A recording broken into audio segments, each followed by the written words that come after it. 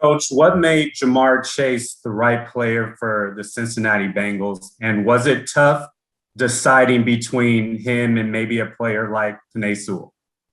There was a lot of great options, but we're fired up to have Jamar Chase. You know, the things that he's done he's one of the best receivers I've ever evaluated in the draft. You know, you can see the chemistry he and Joe have had together in that 2019 season. He comes in and he makes a difference. He adds to a great receiver room that we already have, you know, and gives us one more great playmaker to have, and we're really fired up for how it shook out. Coach, it was one of the factors in drafting Jamar, the ability to put pressure on defenses when you go three wide, that all three of those guys are threats, and it makes that defense not slack up and maybe overload on one player. You're exactly right. You know, you're able to put pressure on the defense, and we need to be more explosive. You know, that's one of the things that we lacked these last 2 years, really. And so adding a guy like Jamar Chase, when you already got TB and you got T. Higgins, and then we got good depth behind him as well. And then you look at some of the other playmakers we got on offense. We're really excited about the direction we're headed.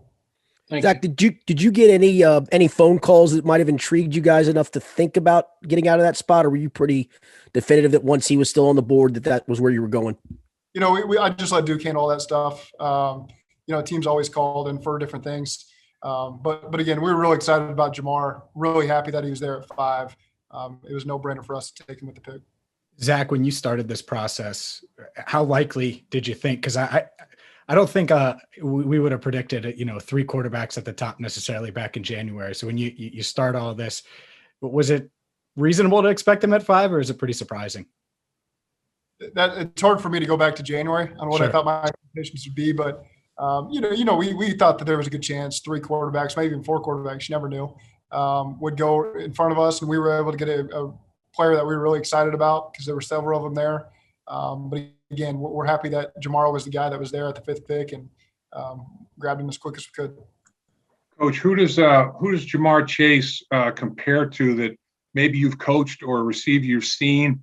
You know, everybody's big into the comparisons. Does anybody come to mind that when you try to analyze and compare Jamar? Not necessarily. I just look at the traits he has. You know, he understands the ins and outs of playing receiver. He's got great route understanding, great scheme recognition. You know, they're not 50-50 balls really when the ball's in the air. He does such a phenomenal job of positioning his body and going up and making plays and then finishing plays off. That's one of the things that really stands out. You know, he's got quickness, he's got speed, he's got great hands, but his ability to make that first man miss or break that first tackle to get additional yardage there is really exciting to watch when you turn on tape from 2019. Zach, you're always looking for guys with high character and leaders and captains. One of the things I heard a lot talking with Jamar's high school coach was just his work ethic. How much of that was a part of your decision as well? Absolutely. He fits everything that we're about here in Cincinnati. That's one of the things you can get. That's where Joe Burrow comes into play. You know, you get a chance to talk about a guy's work ethic, and for Joe to talk about how much time they spent together, even in the spring, you know, just outside of football and working on it one-on-one, outside of team activities, tells you what you need to know about him, and that he's going to fit right in with what we're doing on offense and as a team. Zach, how much did Joe campaign for Jamar, and how much of that success they had in 2019 play a role in this pick? That's not really Joe's style. You know, I know that was reported out there. That's not how he goes about his business, you know, but I certainly went to him and asked him specific questions about not only Jamar, but other players he's played with. And you could tell that he had a great fondness for Jamar. He would be excited to play with him again if that's the direction we headed. But again, that's not really Joe's style to come up and say, hey, we need to be taking this guy. That didn't happen at all. How much did the offensive line depth, Zach, in this draft make it easier to take a wide receiver in round 1? We feel like there's some guys available that can help us. We also feel like, you know, getting Jonah back healthy, getting Riley Reef over there at right tackle, that we've got some guys coming back that will help us that maybe weren't available to us all of last year. And so, again, there will be some players in this draft. That's a position we will continue to address, but felt good about adding Jamar with the 5th pick.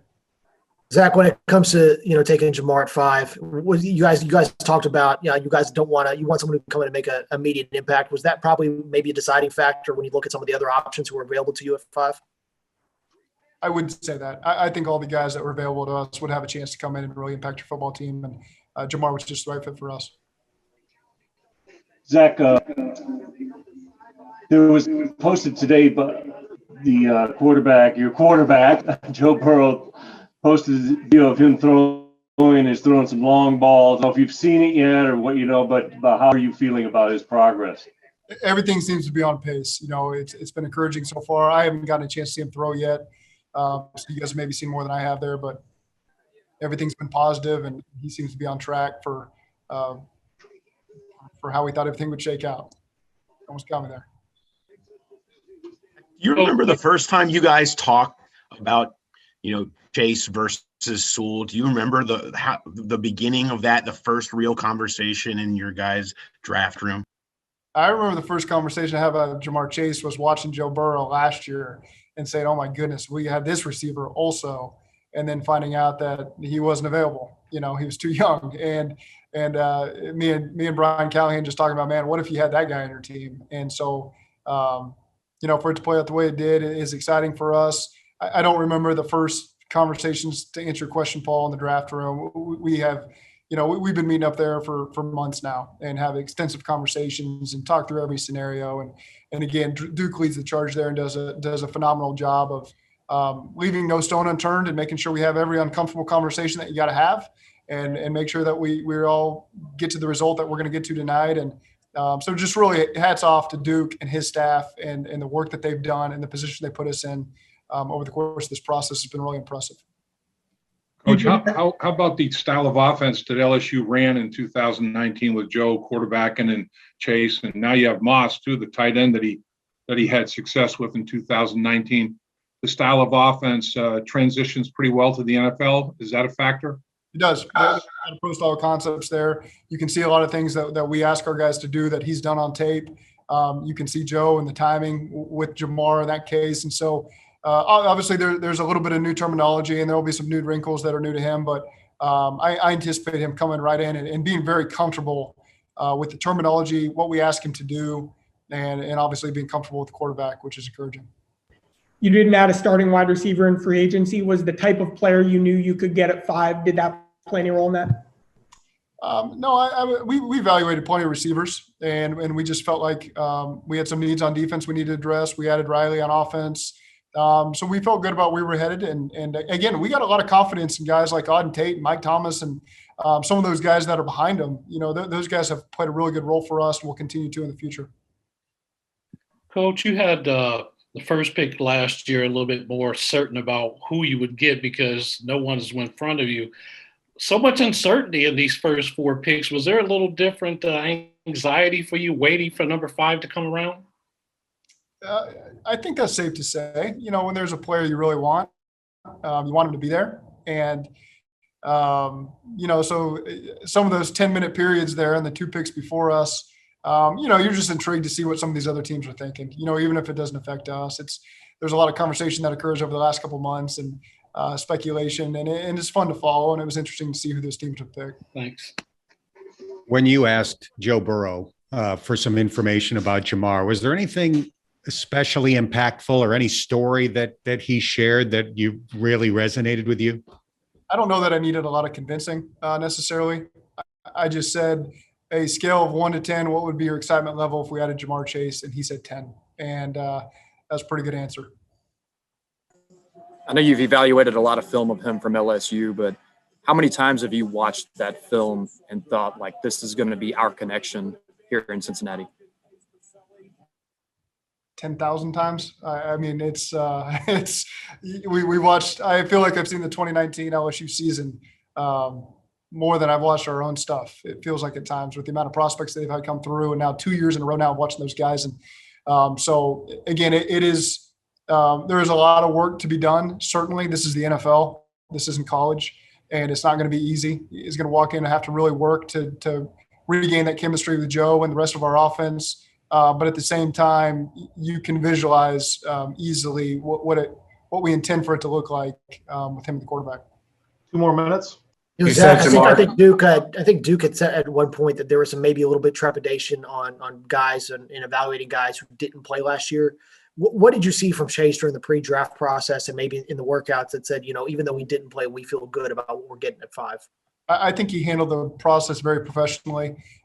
He went and worked, and there's a handful of guys you could see on the pro days that maybe you would question how they trained during that opt-out period. But I don't think anybody can look at Jamar Chase's pro day and look at the numbers he put up and actually watch the workout, when Tanner Lee was throwing the routes to him, and could say this guy slacked it all over that course of the opt-out period. He obviously put his head down, went to work, attacked it professionally, and put himself in a great position to be here.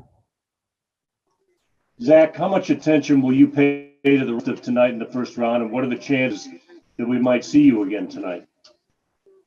Well, I don't think you ever take anything off the table, but certainly we've talked endlessly about players that could be taken at the end of the first round and guys that would be there in the second round. So we are very curious to see how it all shakes out because, again, we've had weeks and weeks and weeks of conversation about these players, and you want to see how it shakes out.